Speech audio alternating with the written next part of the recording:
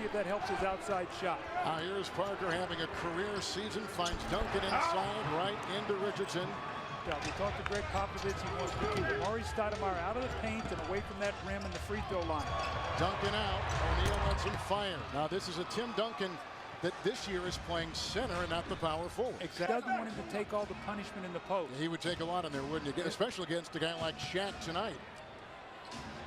There's a screen by Duncan knocking out Nash, and Parker nails it. Well, that's what they want Parker to do. They want Lane or Duncan post if they've got another shooter.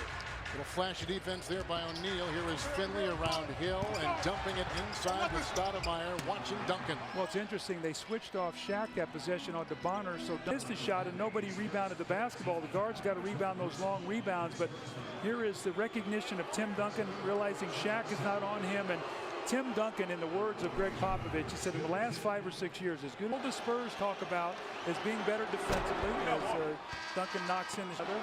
And the key to that is Tim Duncan has bought in from moment one. Trying to fight through it, and right by Shaq goes Parker.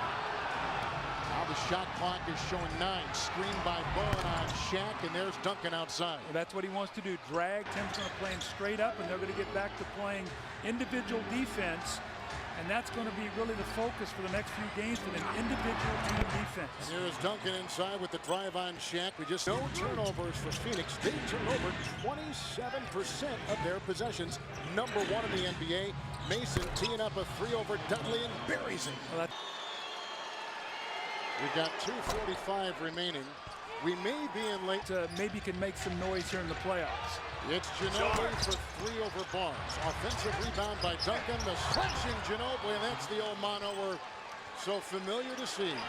1.5 minutes to play in the half. Hill and Stoudemire watch Ginobili.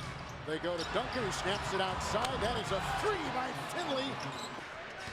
And picked up by Hill. Shaq and Duncan.